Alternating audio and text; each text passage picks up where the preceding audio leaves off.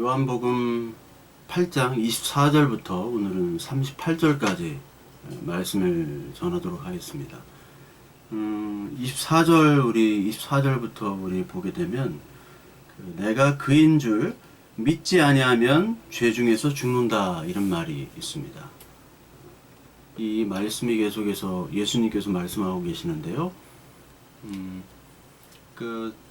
죄 중에서 죽는다. 나를 믿지 아니하면 그거를 이제 36절, 37절에서도 이제 반복을 하고 계세요. 21절에서도 24절에서도 그리고 37절에서도 이렇게 반복하고 계시는 그 예수님의 말씀이 너희들 나를 믿지 않고 계속 어둠의 상태로 있으면 너희들은 죄 가운데서 헛고생하다가 죽는다는 얘기를 하고 계시는 겁니다. 그래서 예수님께서는 빛에 대해서 얘기하시고 또 생수에 대해서 얘기를 하셨죠. 그러니까 빛과 생수에 대해서 얘기를 하시면서 그 모세가 말한 그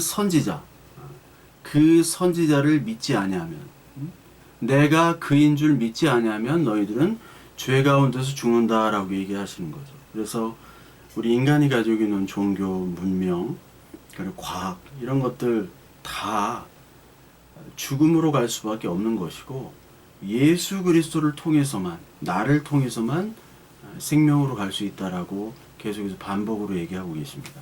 유대인의 율법 같은 경우는 이제 제사와 전통, 성전에서 또 회당에서 율법들을 얘기를 했잖아요.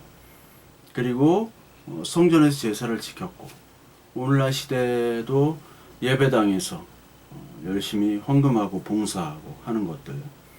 그러나 그런 것들로 생명으로 구원을 얻는 것이 아니라 나를 믿는 자, 나를 믿는 것과 그렇게 예배당, 성전, 그리고 율법 제사, 그것과는 다른 것이란 얘기를 예수님께서 하고 계시는 겁니다.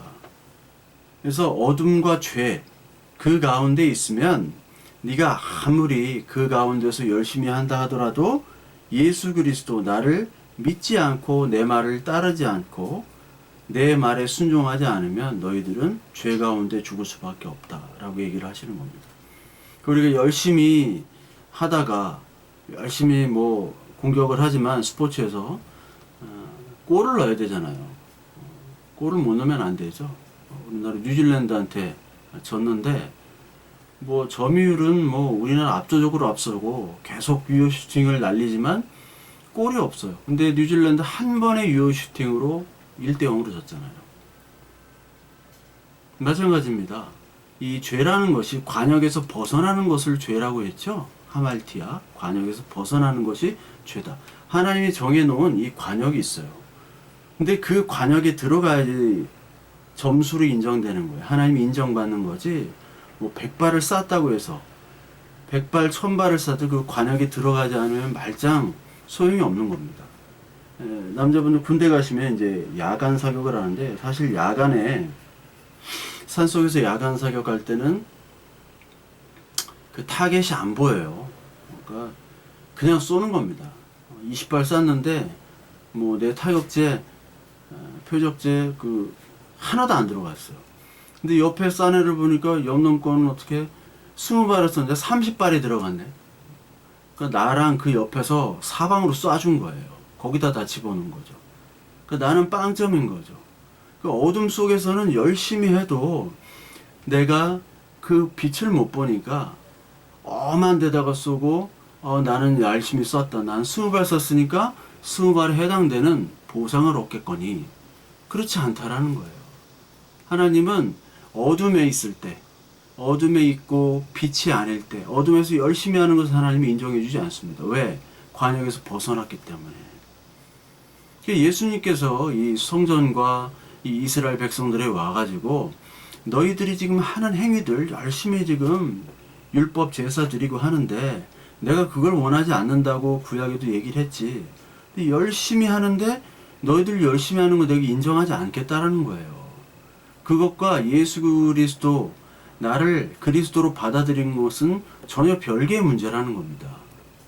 여러분 성경 암송 그런 거 대회 하죠. 저도 유년부 담당일 때 애들 성경 대회 막 보내고, 그때도 좀 싫어해서 왜 이거 성경 대회를 하는지. 그냥 복음을 가르치면 되는데 그것도 경쟁 붙어가지고 막 다른 교회랑.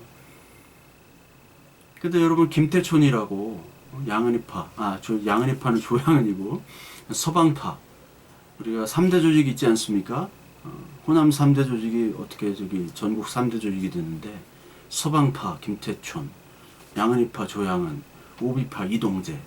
그런데 이동재는 뭐 교회 다녔다는 거는 소식이 없고, 그 김태촌이가 그 기독교 방송에 나와가지고 뭐 갈라디아서를 외우더라고. 그냥 쫙 외워요. 근데 외우면 뭐합니까? 일본에서 권상우한테 전화해가지고 나 김태촌인데 그거 아시죠?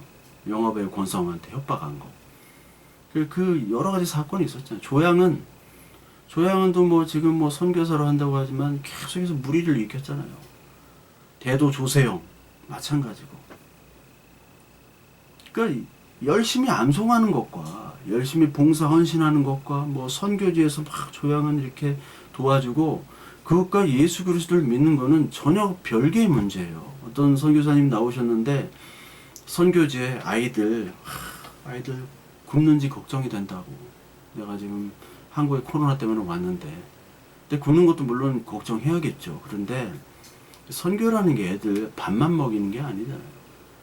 하나님 말씀이 들어가야 되는 건데, 말씀을 제대로 가르쳐야 되는 게 선교인데, 이 선교사들의 인식이 다 그냥 먹이는 거예요. 다 후원받아도 먹이는 거. 그건 NGO 단체에서 하는 거지 교회에서 하는 게 아니잖아요. 그건 선교사가 하는 일이 아니죠. 그 먹이는 건 NGO 단체에서도 더 잘합니다. 근데 거기에만 포커스가 있는 거예요.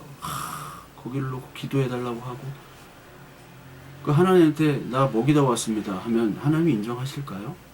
안 하는 거예요. 근데 많은 사람들은 그게 선교인 줄 알아요. 다. 그건 선교가 아닙니다. 그분이 복음도 잘 먹이고, 양식도 먹이고 하면 좋겠죠. 그랬으리라 믿는데, 아니면 이게 문제가 되는 거죠. 아니면 어둠에서 열심히 하는 것 하나님이 기뻐하지 않아요. 열심에서 열심히 해가지고 하나님께 헌신한데 막 사기쳐가지고 열심히 11조를 한다? 여러분, 그 마약 불법 조직, 그런 데서 돈을 열심히 벌어서 부모로 공양한다. 정상적인 부모면은 그걸 원하지 않죠. 이 마약 팔다가 구속될 수도 있고 다른 조직과 전쟁에서 죽을 수도 있고. 그만둬라. 난 이런 호강 원하지 않는다. 이게 정상적인 부모예요. 하나님은 니들이 어둠 속에서 하는 모든 행위들, 그걸 가지고 하나님을 위한다, 뭐 예배당 건물 져가지고 하나님께 바친다, 이런 얘기 하지 말라는 거예요. 그것과 하나님의 예수 그리스도를 믿는 것과는 전혀 다른 거예요. 그거는 그냥 종교에 머물러 있는 거예요. 종교. 그걸 종교라고 하는 거예요. 경전 놓고 어떤 건물 짓고 사람들 모여가지고 예배하고, 그건 종교예요. 그리스도의 복음, 진리가 들어가는 거예요. 오늘 32절에 진리를 안지니 진리가 너희를 자유케 하리라.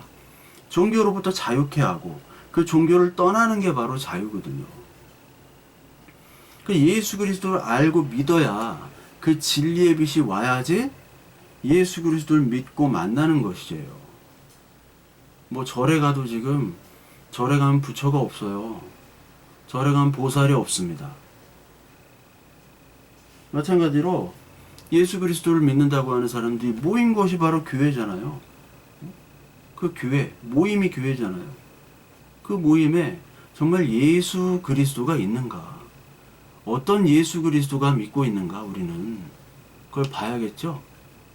그거를 찾지 못하면 우리는 엉뚱한 예수를 붙잡고, 지금 이스라엘 백성들처럼 엉뚱한 하나님의 대체품을 가지고 그것을 가득 담아서 가짜를 막 섬기는 거예요. 교회 가르침에 빛과 진리 되신 그리스도를 만나도록 해야 되는 게 이 가르침, 교회 아닙니까? 믿는 자들의 모임, 가르치는 자들의 모임. 그런데 이 가르치는 자들의 모임이 오히려 그리스도를 믿는데 걸림돌이 돼요. 그리스도의 가르침이 사라지기 시작하는 거예요. 점점 희미해집니다. 그리스도가 뭐지? 하나님 무슨 말씀을 줬지? 이제 없어지는 거예요. 말씀의 흔적을 잊어버려요. 그래서 우리는 말씀의 흔적을 다시 찾아가는 겁니다. 말씀으로 돌아가서 하나님 말씀의 흔적을 찾아가는 거예요.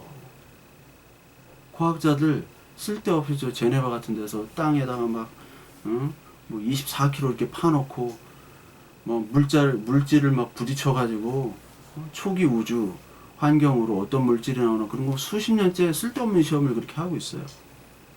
뭐 빅뱅을 뭐 물질을 발견하면 우리는 누구고 어디서 와서 어디로 오는지 우리는 알게 된다. 그게 발견되기도 힘들고요. 그리고 그걸 안다고 하더라도 우리가 누구며 어디서부터 어디로 오는지 어떻게 합니까? 유일한 방법은 그리스도의 말씀을 아는 것이 우리가 누구이며 어디로부터 어디로 가는지 아는 유일한 계시를, 이 진리를, 이 말씀을 주신 거예요. 과학자들도 그 진리를 가지고 열심히 하는데 우리는 이미 진리를 받은 사람인데 이 진리를 귀하게 여기지 않고 이 진리의 뱃을 내팽개치고 엉뚱한 데서 답을 찾으려고 열심히 고생을 하고 있습니다. 그 고생이 개고생이죠. 개고생. 딴 데 가서 열심히 찾는 거예요. 21절에 열심히 어둠에서 나를 찾는다고 하다가 죄 가운데서 너희는 죽을 것이다. 24절에 너희가 너희 죄 가운데 죽으리라 하였노라. 너희가 만일 내가 그인 줄 믿지 아니하면 너희는 죄 가운데 죽으리라. 이 어둠에서 하나님 말씀 없이 어둠에서 열심히 하는 것, 이거 하다가 죽는 거예요. 얼마나 억울합니까? 그리스도를 믿지 않으면 차라리 억울하지도 않죠. 이 세상 즐기다가 가면 되는데 열심히 하고 뭐 막 말씀을 지킨다고는 하는데 하나님의 법이 아니에요. 하나님의 법이 아니 인간의 법에 따라 열심히 지키는 거예요. 하나님은 너 모른다. 억울하죠. 이것만큼 억울한 게 없어요. 어둠에 있는 것. 어둠의 열심은 하나님께서 절대로 인정을 하지 않으신다는 것을 우리는 반드시 기억해야 됩니다. 소설 눈먼 자들의 도시 영화로 나왔는데 여기를 보면은 딱 이 세상에서 한 명만 눈을 뜨고 있어요. 나머지는 다 앞을 못 보는 사람이 돼버려요. 앞을 못 본다는 것은 빛에 대한 반응이 없는 거죠. 보인다는 것은 이 사람만 빛에 대한 반응이 있는 거예요. 이 사람만 빛에 대한 반응이 있고 다른 사람은 빛에 대한 반응이 없다라는 겁니다. 근데 많은 사람들이 이제 뭐 어둠에서 막 헤매는 거 아니에요. 헤매다가 먹을 거 가지고 싸우고요. 저기서는 막 아무데나 용변을 보고 그리고 저기서는 막 성폭행 하려고 막 그런 것들이 이루어지고 막 서로 폭력과 무법이 난무하는 거예요. 근데 앞을 보지 못해요. 막 냄새가 나는데 음식은 어디 찾을 데가 없고 음식 냄새를 맡고 사람이 달려드는데 아수라장이 되는데 그것을 눈 뜬 사람만 보게 되는 거죠. 근데 눈 감은 사회와 눈 뜨고 있는 우리의 지금의 사회들을 보시면 이 전 세상이 전쟁 있죠, 기근 있죠, 서로 싸우죠, 폭행, 살인, 강간, 뭐 여러 가지 사건들이 있잖아요. 그런 사건들이 눈 뜨나 눈 안 뜨나 똑같아요. 눈 뜬 세상이나 눈 안 뜬 세상이 똑같단 말이죠. 이게 현실이라는 것을 자각하라고 소설가가 쓴 겁니다. 이게 현실이에요. 이게 현실인데 그것들을 누가 아마 볼 수가 있느냐, 누구만 볼 수 있느냐, 눈 뜬 사람만 보는 거예요. 눈 안 뜬 사람들도 기본적인 양심에 따라 나는 그러지 말아야지 이렇게 하죠. 그러나 그 사람은 그렇게 열심히 지키지만 결국은 마지막은 치료받지 못하는 맹인으로 죽게 되는 거예요. 나을 수가 없어요. 빛에 대한 반응이 없어요. 누가 끌어줘야 되느냐? 보이는 사람이 끌고 가야 돼요. 우리들은 지금 어둠이란 말입니다. 니고데모가 밤에 예수님을 찾아왔듯이 우리는 다 어둠에 있는 사람들. 누가 빛의 내가 빛이요 생수 대신 예수님이 끌고 가야 돼요. 이것이 죄인지를 알고 있고 어떤 것이 선인지를 알 수 있는 유일한 예수 그리스도만이 우리를 끌고 가는 겁니다.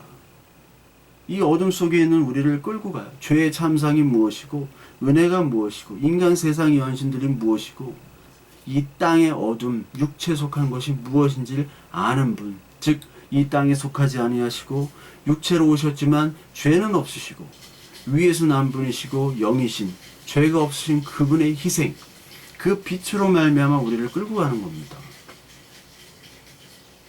근데 그거를 알도록 이 예수 그리스도가 핏값으로 믿는 사람들의 모임, 즉 성도라고 그랬죠.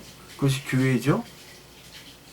그러면 그 말씀을 전해야 되는 것인데 뭐 울려 퍼지는 것이 다 복받아서 팔자 고친 이야기밖에 없잖아요. 복받아서 팔자 고친 이야기를 강하게 얘기하고 감동적으로 막 소리를 치면 아멘하고 너희들도 열심히 하면 그렇게 복을 받을 것이다.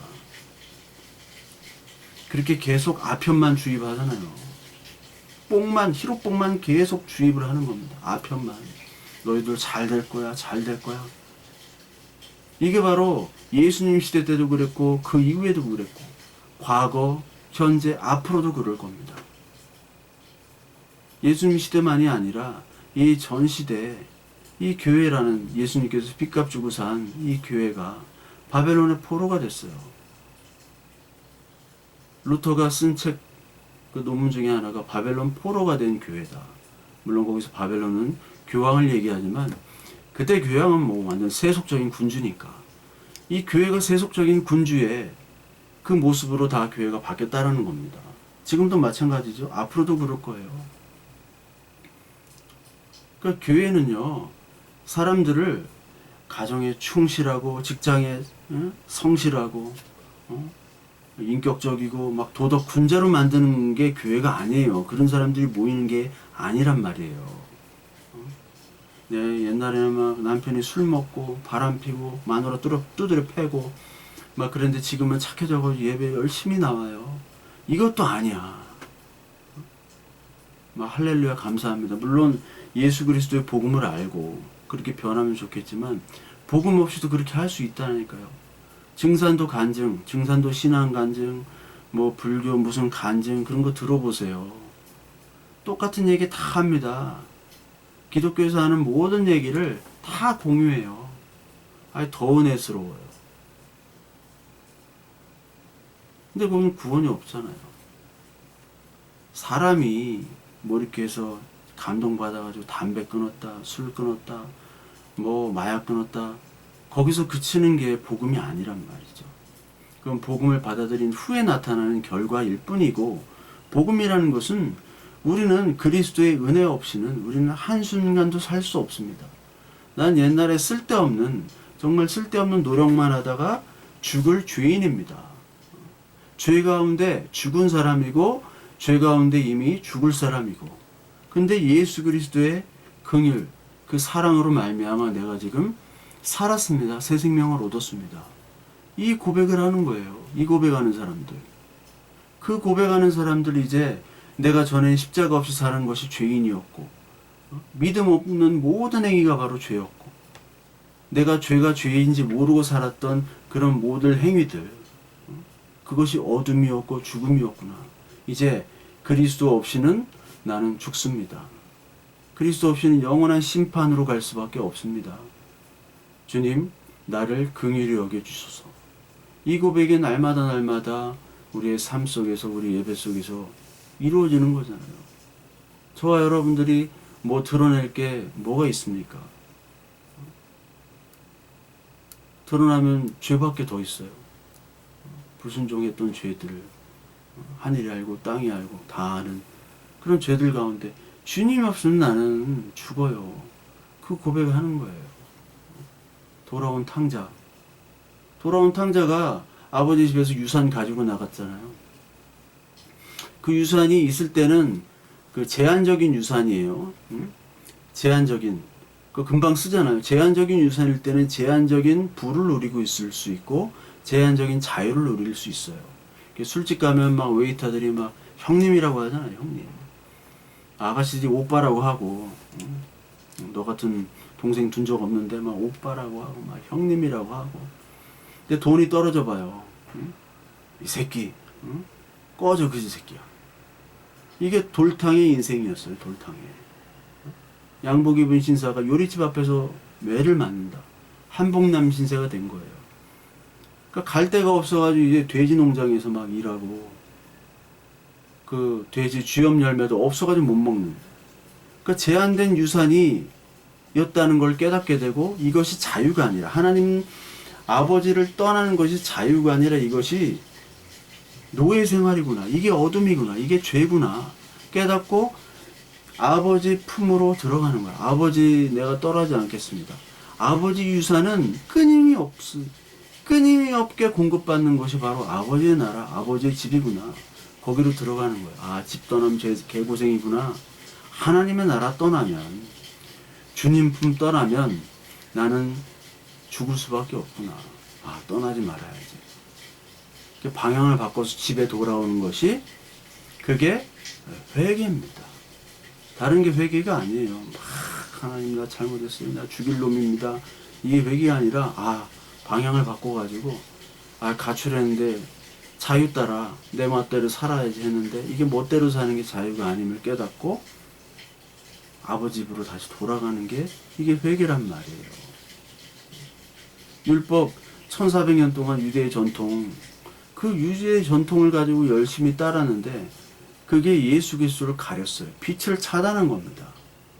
열심히 하면 할수록 어둠과 죄가 사라지질 않아요. 여전히 그대로예요. 근데 그걸 모르죠. 이 유대인들은 그걸 모르는 거예요. 그러면서 우리는 여전히 아브라함의 자녀다라고 얘기를 해요. 8장 33절에 우리가 아브라함의 자손이라 남의 종이 된 적이 없거늘 우리가 언제 종이냐, 언제 종이 됐느냐, 이렇게 얘기하는데, 예수님께서 진실로 진실로 이르노니 죄를 범하는 자마다 죄의 종이다 라고 얘기했어요. 아까 죄가 뭐예요? 하나님을 떠나는 거죠. 관역에서 빗나가는 겁니다. 믿음이 없이는 다, 예수 그리스도 믿음이 없이는 다 죄라는 거예요. 근데 여전히 아브라함의 자녀다, 혈통적인 자녀라고 하는 거죠. 그래서 36절, 오늘 8장 36절에 예수님께서 뭐라고 얘기하시면, 나도 너희가 아브라함의 자손인 줄 안다라고 얘기하세요. 아브라함의 자손인 걸 안다라고 얘기하시는 거는 너희들은 육체적인 자녀라는 거예요. 육체적인 자녀. 아브라함의 자녀인 줄 안다. 그러나 내 말이 너희 안에 없으므로 나를 죽이려 한다. 아브라함의 자손이면 네 말이 있어야 되는데, 아브라함의 자손, 육체적인 자손이기 뿐이기 때문에 너희는 나를 믿지 아니하고 내 말이 너희 안에 거하지 않는다는 거예요. 육체적인 자손, 육체를 강조하죠. 혈통을 강조하죠. 육체, 혈통을 강조하는 이들이 육체로 오신, 같은 민족으로 오신 예수를 그리스도로 인정하지 않고 잡아 죽이잖아요. 이게 요한복음 1장의 내용이죠. 성경 전체의 내용이잖아요. 선지자도 죽이고 그 아들까지 죽여가지고 내가 주인이 되자, 포도원의 주인이 되자, 그거잖아요. 창세기에 선악을 알게 하는 선악과 따먹은 인간이 내가 주인이 돼가지고 내가 얘는 살리고 얘는 죽이고 판단하는 자, 예수를 판단하냐, 하나님을 판단해요. 육체 혈통을 중시하는 사람들은 하나님을 판단하는 사람들입니다. 혈통. 어떤 사람 보면 예수 잘 믿습니까? 예수를 그리스도로 인정합니까? 그러면 우리 아버지 목사인데, 우리 아버지 장로예요, 우리 엄마 권사예요.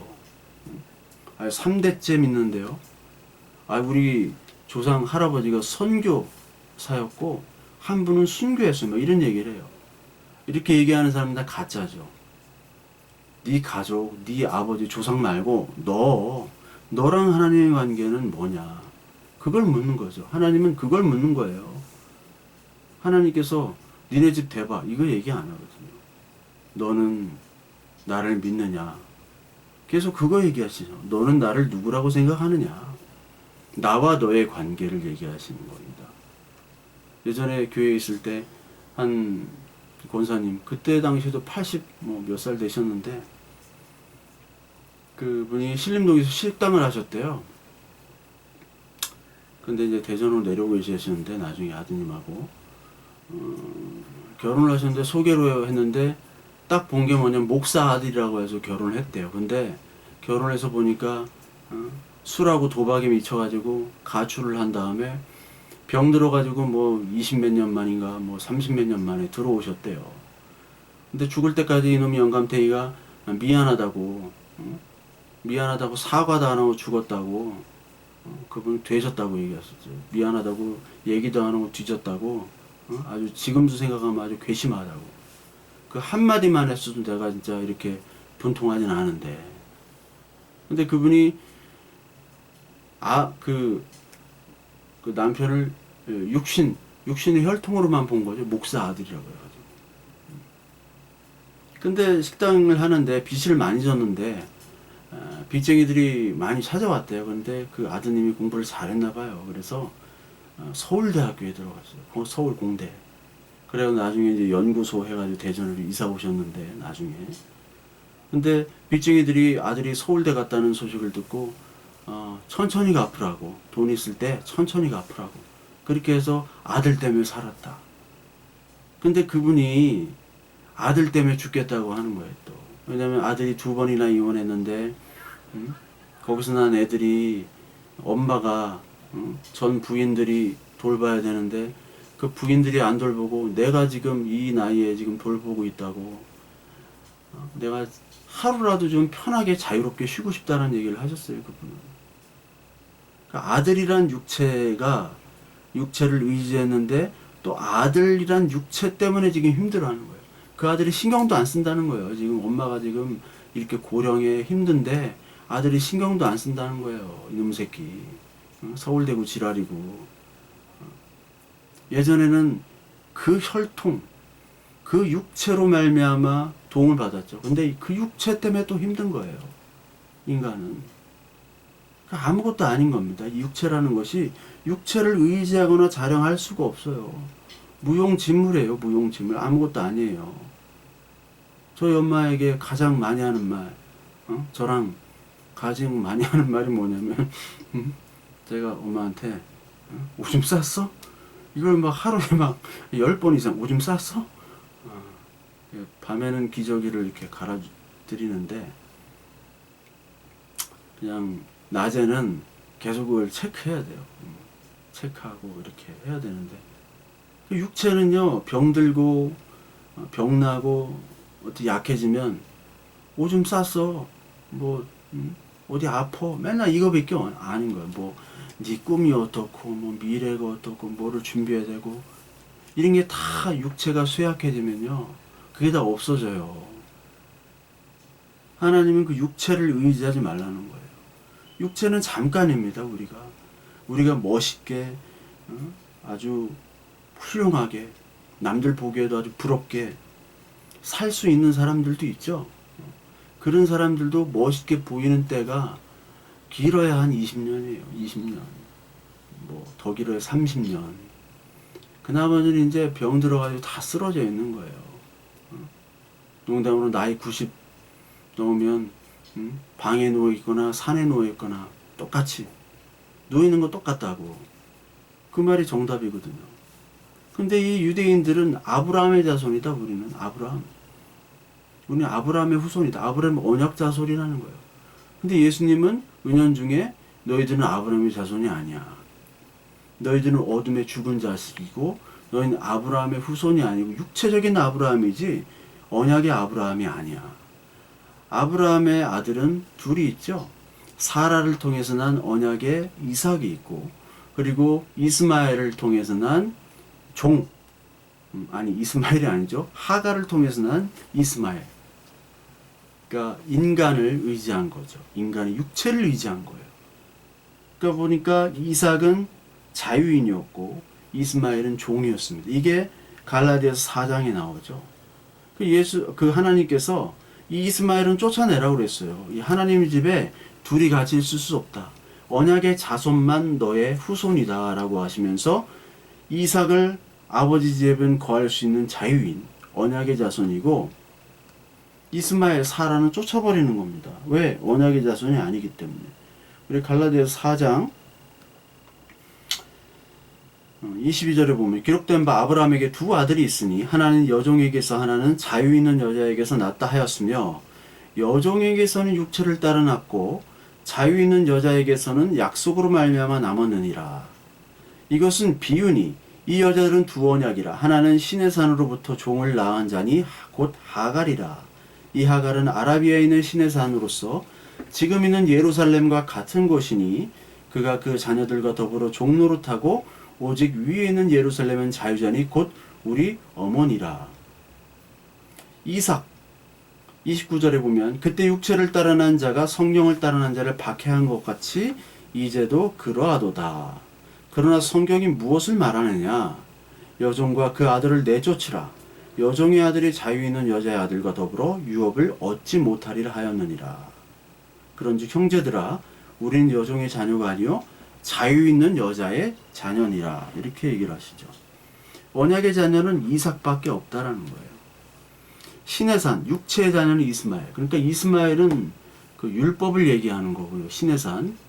그리고 이삭은 하나님의 언약의 복음을 얘기하는 거예요. 그러니까 그리스도의 희생을 통해서 난 것이 바로 이삭이잖아요. 이삭이 죽어야 되는데 양이 대신 제물로 바쳐지죠. 그 그리스도의 희생으로 말미암아 태어난 이삭의 자손. 그게 바로 아브라함의 자손이지 너희들은 지금 이삭이 아니라 이스마엘인데 이삭이라고 착각하는 거야. 맞지? 그 신의 산과 복음산을 지금 비유로 얘기하는 겁니다. 신의 산은 이스마엘이고 복음산은 이삭이고 신의 산까지 들렸다가 복음산이라는 그 산에 도착을 해야 돼요. 그게 목적지예요. 근데 그 목적지를 안 하고 이 신의 산에 딱 머물러서 아 여기가 좋사오니 하고서 여기가 머물러 있는 거예요. 그러니까 다른 사람이 복음산으로 가져야 되지 않습니까? 못 가게 하는 거예요. 야 거기 별거 없어. 여기가 더 좋아. 신의 산에 있어. 그러니까 다른 사람이 가는 것도 막는 거죠. 이 바리새인들, 서기관, 제사장들이 자기만 소경이면 되는데 소경이 소경을 인도하고 그 소경들이 전도하니까 전도하면 할수록 지옥 백성이 더 생긴다라고 예수님이 얘기하시잖아요. 그게 그겁니다. 복음이라는 곳까지 가야 돼요. 복음산까지. 누가 에베레스트에 갔는데 베이스 캠프에 거기서 만족하고 라면 끓여 먹고 오는 사람이 어디 있습니까? 에베레스트 정상에 올라가야죠. 에베레스트 가려면요 억대 단위 돈이 들어요. 가면은 정상 가려고 하지 누가 에베레스트 그 베이스 캠프 가려고 합니까? 베이스 캠프는 목적지가 아니라 경유지란 말이에요. 베이스 캠프에서 떠나라는 거죠. 잘못된 산이야 여기는. 떠나라. 떠나서 거기 복음까지 가는 자녀들만이 하나님의 자녀고 아브라함의 자녀야. 근데 그 베이스 캠프에다가 막 다 재산이며 뭐 자기 소유 다 투자했는데 그걸 철거하라니 뭐야 이 자식 하면서 예수님을 죽이신 거죠. 철거. 이것이 예수 그리스도께서 오셔서 야 이거는 복음이 아니라 이거는 율법이야. 너희 이스마엘이야. 너희 나 믿지 아니하면 복음으로 들어가지 않으면 너 아브라함 자손 아니야. 이렇게 딱 폭로를 하시는 겁니다. 어느 정치인이 얘기했죠. 그 전직 대통령한테 춘향인 줄 알았더니 알고 보니까 향단이더라. 이 신의 산이 복음인 줄 알았더니 이게 복음이 아닌 거예요. 그게 예수님을 통해서 드러난 겁니다. 빛이 오시니까 너희들이 지금 어둠에서 열심히 하는 모든 것들이 다 헛되다는 것을 보여주는 거예요. 근데 거기에 자기의 노력과 소유와 명예와 다 들어갔으니까 예수 그리스도의 말씀을 거부하죠.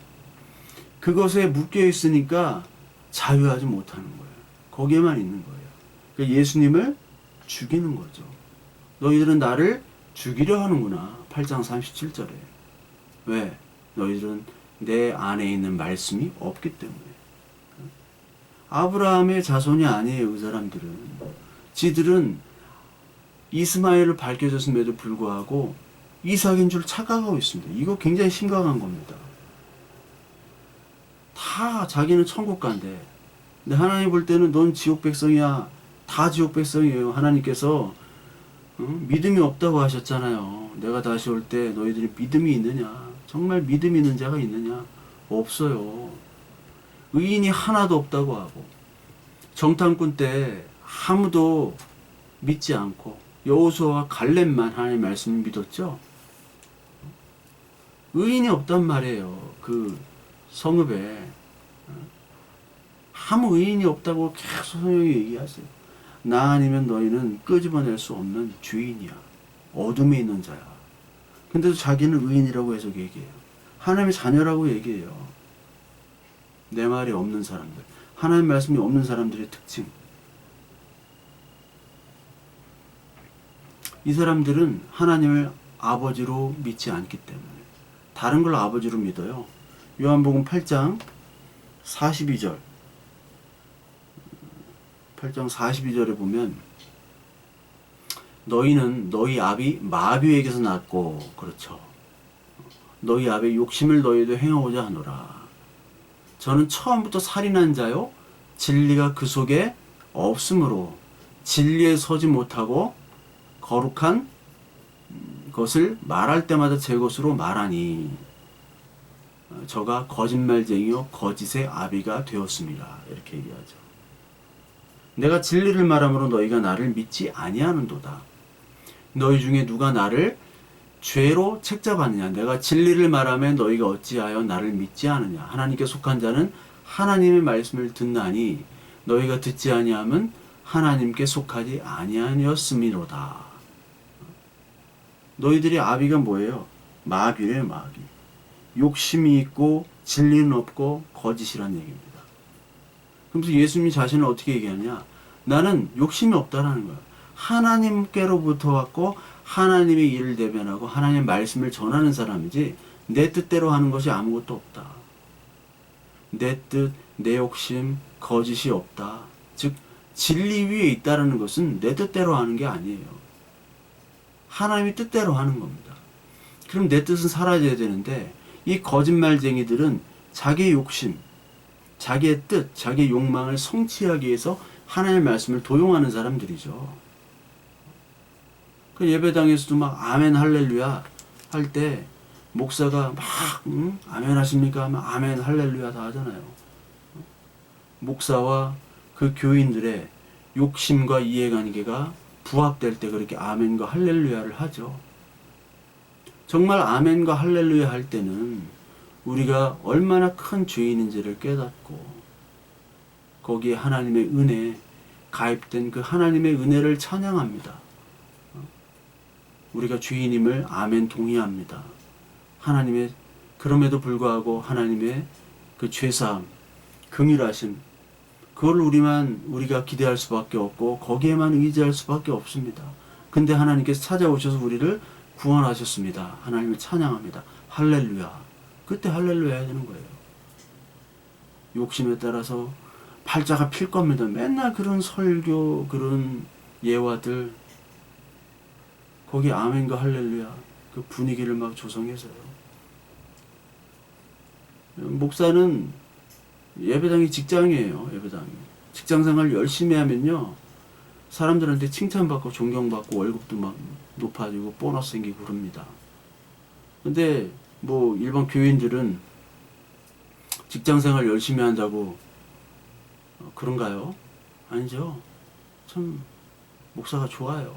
목사가 조금만 열심히 해도 수고한다고 하고 막 힘드시죠 하고, 하나님께 말한 말씀, 하나님 뜻에 있는 그 말씀, 그 복음을 얘기하면 그냥 사람들이 다 시큰둥하고 그냥 잘 될 거다, 팔자 필 거다 얘기하는 거는 막 아멘 할렐루야 외치는,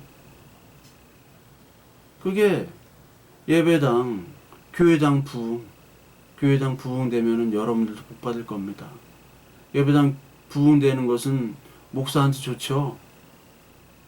그거를 또 성도들한테 얘기를 하면 예배당이 부흥돼야지 너희가 복을 받는다.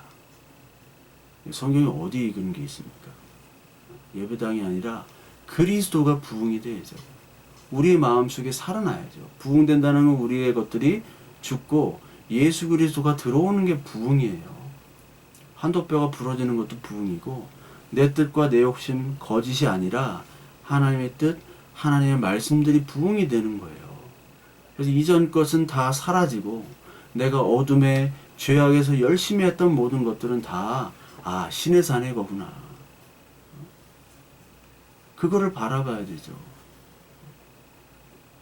어떤 분은 막 내가 이 교회에서 태어나고 내가 벽돌을 다 날르고 이 교회를 짓고, 그래서 이 교회에 대한 애착이 너무 심한 분들, 그래서 충성된 분들이 있어요. 교회로서는 참 좋죠, 그런 분들이 있으면. 근데 그런 분들이 위험하다고 말씀드렸잖아요. 그리스도를 믿는 게 아니라 예배당을 믿는 거고 자신의 추억을 믿는 거예요. 추억교. 청년 시절, 중고등부 시절 추억이 묻혀있는 이 교회, 내가 꼭 지켜야지, 그런 사명감 있는 분들이 있어요. 교회 지키는 건 뭐라고 하는 게 아니라 거기에 예수 그리스도의 말씀은 네가 예배당 지키는 게 아니야, 건물 지키는 게 아니라 너는 말씀의 파수꾼이 돼야 돼. 말씀의 파수꾼은 아니라 그냥 예배당만 지키고 있어요. 추억교라니까요. 자신의 추억, 자신의 벽돌 날르는 거 벽돌교. 그건 진리가 아니에요. 그리스도를 믿는 게 아니에요. 그냥 장성해가지고 자기 아들, 자기 손자들에게도 너희들 어딜 가든지 여기 교회, 원교회에다가 헌금을 내라, 막 11조를 내라. 원교회라는 게 어디 있어요? 원불교도 아니고 원교회. 원교회라는 게 있나요? 원목사님. 성씨가 원씨라는 게 아니라 으뜸원해가지고 담임 원목사님이라고 그랬어요. 이거 다 사라져야 될 용어예요. 다 사라져야 돼요. 담임이고 뭐 목사란 말도 사라져야 돼요. 그럼 또 목사님들한테 욕을 많이 먹을 텐데, 그런 용어 안에 들어있는 잘못된 우리 생각들이 다 용어 속에 들어와 있고, 그 용어를 계속 반복하면서 잘못된 생각들이 강화되기 때문에 그것들이 다 사라져야 된다고요. 그 신의 산에서 너희들 이삭이라고 착각하지 마. 너희들 이스마엘이야. 복음산으로 건너가야 돼. 종교에서 머물지 마. 진리로 가야 돼. 복음으로 가야 돼. 이걸 계속 얘기하시는 거예요. 그래서 계시록 2, 3장에 계시록 7교회가 나오죠. 거기 교회에 대한 진단을 하시는 거예요. 진단을 하고 책망을 하고 위로도 하시고 회개하라, 격려하라. 라오디게아 교회, 너희가 지금 부자인 줄 착각하는구나. 라오디게아 교회는 우리가 부족함이 없다. 우리는 부자다. 응? 우리 건들지 마. 그거죠. 우린 죄가 없어. 우리는 어둠에 있는 거 아니야. 착각하는 거죠. 그런 착각들을 하나님께서 부숴버리잖아요. 너희 가난한 놈들이야. 너희 바보들이야. 어둠이야. 너희들 죄악 가운데 있어. 어둠 가운데 있어. 안약을 사서 발라야 돼. 그래야 빛을 봐. 그걸 진단해 주시잖아요. 요한복음 1장 8절부터 10절. 만일 우리가 죄가 없다고 말하면 스스로 속이고 또 진리가 우리 속에 있지 아니할 것이요, 만일 우리가 우리 죄를 자백하면 그는 미쁘시고 이로우사 우리 죄를 사하시며 우리를 모든 불의에서 깨끗하게 하실 것이요, 만일 우리가 범죄하지 아니하였다 하면 하나님을 거짓말하는 이로 만드는 것이니 또한 그의 말씀이 우리 속에 있지 아니하리라. 죄의 자백과 범죄함이 있어야 된다는 겁니다. 그것을 우리가 인식해야지. 그것이 없다면 우리는 하나님을 속이는 거예요. 말씀이 우리에게 없다라는 겁니다. 그러니까 말씀이 오면요, 우리가 어둠의 사람임을 고백하는 거예요. 우리는 말씀에 떠난 사람입니다 라고 고백하는 거예요. 우리는 신의 산이고요, 아직까지 이스마엘입니다. 내가 착각했군요.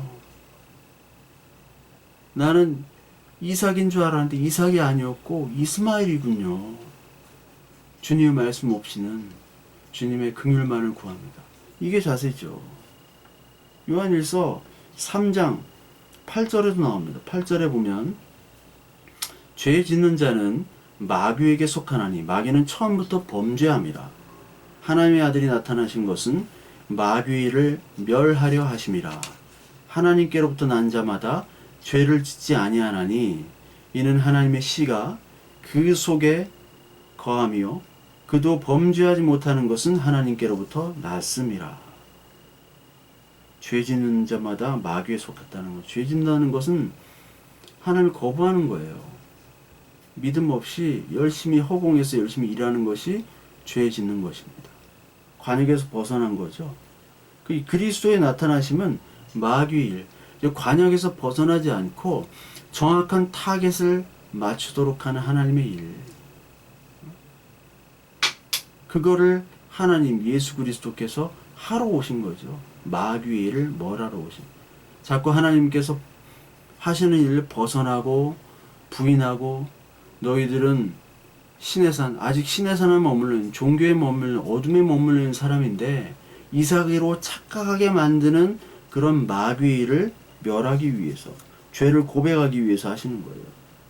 그러면서 말씀의 씨, 하나님의 씨가 그 속에 거하도록 하게 하는 겁니다. 말씀의 씨가. 그래서 그리스도를 떠나지 못하게, 범죄하지 못하게 이렇게 하시는 거죠. 그러니까 너희들은 지금 하나님의 말씀이 딱 들어오면 너희들 이삭 아니야, 이스마엘이야, 너희들 죄인이야, 그거를 우리에게 주시는 거예요.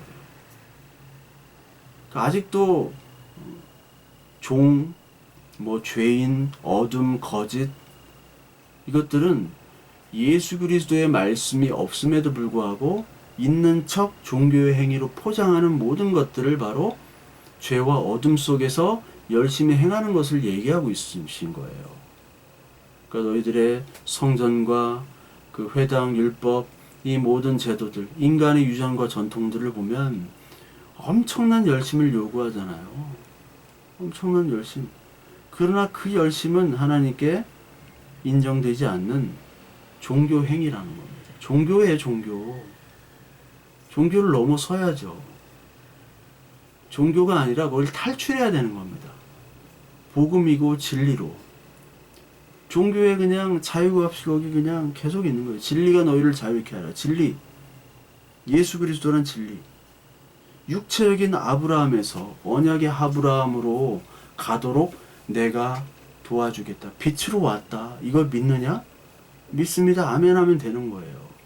근데 그게 안 되는 거는 그 속에 있는 나의 것들을 놓칠 못하기 때문에 노라고 하는데 옛 자아를 죽이러 오신 거예요. 이게 마귀를 멸한다는 것이, 마귀를 멸하러 왔다는 것이 우리 안에 있는 마귀, 이 거짓의 압이 내 것들만 챙기고 그리고 자기의 욕심과 자기 욕망과 쾌락과 자기 야망을 위해서 일하는 모든 그런 마귀의 일들, 진리를 거스르는 모든 일들을 멸하러 오시는 겁니다. 죽이는 거예요. 이게 육체의 숭배입니다. 육체의 숭배, 거짓 숭배. 골로새서 2장 20절에 너희가 세상의 초등학문에서 그리스도와 함께 죽었거든 어찌하여 세상에 사는 것 같이 규례에 순종하느냐. 곧 붙잡지도 말고 맛보지도 말고 만지지도 말라 하는 것이니 이 모든 것은 한때 쓰이고 없어지리라. 사람의 명령과 가르침을 따르느냐. 사람의 명령과 가르침을 따르지 말라는 거예요. 이런 것은 자의적인 숭배와 겸손과 몸을 괴롭게 하는 데는 지혜 있는 모양이나 오직 육체를 따르는 것을 금하는 데는 조금도 유익이 없느니라. 이 종교가 바로 이런 거죠. 자의적 숭배, 겸손, 몸을 괴롭게 하는 막 지혜 있는 모양을 내는 척하고 그러나 조금도 유익이 없어요. 육체를 막 금하는 막 금욕주의, 자의적 숭배, 엄청나게 거룩해 보이는 행위들 있죠. 그거 해봐야 예수님이 인정하지 않는다는 거예요. 초등학문을 죽이라는 거예요. 초등학문. 자의적 숭배 죽이라는 거예요. 믿음 있다는 착각에서 벗어나는 거예요. 이게 다 사람이 만든 것. 사람의 종되게 하는 겁니다. 갈라디아서 1장에 내가 사람을 기쁘게 하려 하나님을 기쁘게 하려. 내가 사람을 기쁘게 하면 하나님의 종이 아니다. 인간의 복음, 사람의 복음을 전하는 자. 다른 복음을 전하는 자는 저주를 받을지어다. 바울이 얘기했죠. 그 그리스도의 말씀을 들리게 하시는 거예요. 그리스도의 말씀을 들리게. 하나님의 일은 그리스도의 말씀을 들려서 너희들 진리를 보여주시는 거죠. 예수 그리스도의 진리를. 그 진리가 우리 안에 들어가는 겁니다. 우리 안에 침투하는 거예요, 진리가. 그래서 말씀이 우리의 잘못된 것들을 솎아내고, 그리고 제거하고, 깨끗하게 하고, 하나님의 말씀으로 거듭나게 하는 일들을 하게 하는 것이 바로 하나님의 말씀이죠. 그걸 위해서 우리에게 오셨다는 거예요. 그래서 너희들은 어둠의 육신이고 우상이고 죄고 어둠이다. 내가 그랬고 너희가 그랬고 우리가 그랬습니다. 이 고백인 거예요. 그래서 예수 그리스도의 빛과 말씀을 우리에게 비춰주세요. 난 그동안 욕심과 성취와 쾌락과 거짓을 위해서 하나님을 이용했네요. 하나님께서 치료의 광선으로 바꿔주셔서 긍휼히 여기셔서 우리 이것들을 다 깨끗하게 태워주세요. 그 고백을 하는 겁니다. 내가 너희를 자유롭게 하리라. 하나님, 내가 지금 어둠 속에서 이 행하는 모든 것들 그동안 너무 힘들었습니다. 그거를 하나님께서 오셔서 가난한 자에게 복음을 주시고요. 그리고 포로된 자에게 자유를 주셨고, 그리고 눈먼 자에게 다시 봄을 주셨다고 얘기하죠. 수고하고 무거운 짐진 자들아, 다 내게로 오라. 내가 주는 멍에는 가볍다. 그게 사람의 종이 되지 말고, 율법의 종이 되지 말고, 사람의 유전의 종이 되지 말고, 나의 종, 나의 집에 와서 나의 아들이 되라. 하나님께서 그렇게 오신 겁니다. 여러분, 이걸 우리는 믿으셔야 됩니다. 거짓 복음과 그리고 종교, 이것으로부터, 이 무거운 짐으로부터 우리를 벗어나고자 예수님께서 죽으셨어요. 이것을 빨리 벗어나셔야 됩니다. 종교적인 무거운 짐, 이거 벗어나지 않으면 절대로 예수 그리스도를 만날 수도 없고, 이거를 벗어나게 하기 위해서 예수님이 죽으신 거예요. 갈라디아에서 그 내용 하는 겁니다. 그 얘기 하잖아요, 갈라디아에서. 예수의 죽음을 헛되게 하지 말라. 왜 복음으로 주셨는데 복음으로 가지 않고 왜 다시 육체로 가느냐. 성령으로 시작했는데 왜 다시 육체로 가느냐, 그거죠. 왜 다시 율법으로 가느냐. 그 짐을 다시 짊어지려고 하느냐. 그것은 예수 그리스도의 죽음을 헛되게 하는 것이다. 저와 여러분들이 어둠 속에 종교적인 그런 짐들, 여러분은 다 벗어야 됩니다. 벗겨져야 돼요. 안 그러면 여러분들 어둠 속에서 열심히 사람의 종로로 타다가 죄 가운데 죽을 것입니다. 진리를 알지니 진리가 너희를 자유케 하라. 이 말씀을 오늘도 마음속에 되새기면서 우리 주님께서 이런 거짓 종교, 거짓 우상으로부터 우리를 해방시켜 주신 그 주님을 깨닫고 오늘도 긍휼을 달라고, 우리에게 믿음을 달라고, 하마르티아, 그 관역에서 벗어나지 않도록 믿음으로 우리를 다듬어 달라고 기도하시고 말씀 가운데 거하시는 저와 여러분들 되시길 바랍니다.